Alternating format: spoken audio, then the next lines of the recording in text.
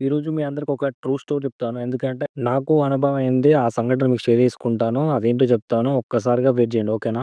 ఇలాంటివంటే నాకు బాగా ఇంట్రెస్ట్ రా. నా బ్యాక్ సైడ్ ఒక్కసారి చూడండి. ఏదైనా తేడా కొడుతుందా? ఏం లేదే. నా వెనకాల ఉన్నది ఖచ్చితంగా బొమ్మనే అనుకుంటారు. కానీ అది పొరపాటు. అది బొమ్మ కాదు. What are you talking? అసలు ఆ మిస్టీరియస్ ఫుటేజ్ ఏంటిది? అసలు నేను అనుకునేదేంది? మీరు అనుకునేదేంది? అది బొమ్మనా కాదా? అని చెప్పేసి నేను ఎక్స్‌ప్లెయిన్ చేస్తాను. అసలకి దీనికి ఒక బ్యాక్ స్టోరీ ఉంది. అదేంటో ఎక్స్‌ప్లెయిన్ చేస్తాను. ఓకేనా? నా ప్రీవియస్ వీడియోలో చాలా వరకైతే నేను వీడియోస్ పోస్ట్ చేశాను. అందులో ఏంటంటే మన ఫిషింగ్ గురించి ఇక్కడ చాలా ఫేమస్ అని చెప్పేసి. సడెన్‌గా నేనేం చేశానంటే ఇక్కడికొచ్చినాక చూస్తే సడెన్‌గా ఆ దృశ్యాన్ని చూసి నేను షాక్ అయిపోయాను. ఎందుకంటే నేను వీడియో తీస్తున్నప్పుడు కెమెరాని ఇట్లా స్లైడ్‌గా చేస్తున్నప్పుడు అక్కడొకటి మిస్టరీస్‌గా అవుపడ్డాది. మాకున్న డౌట్ క్లియర్ అయిపోయింది. ఎందుకంటే ఖచ్చితంగా అది డాగే.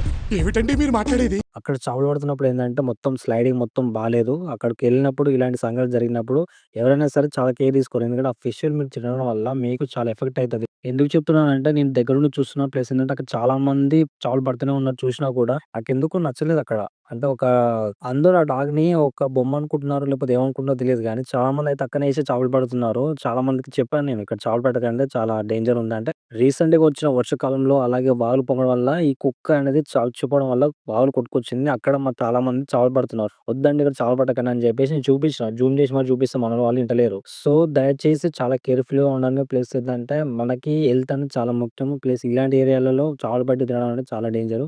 బాగా చెప్పారు.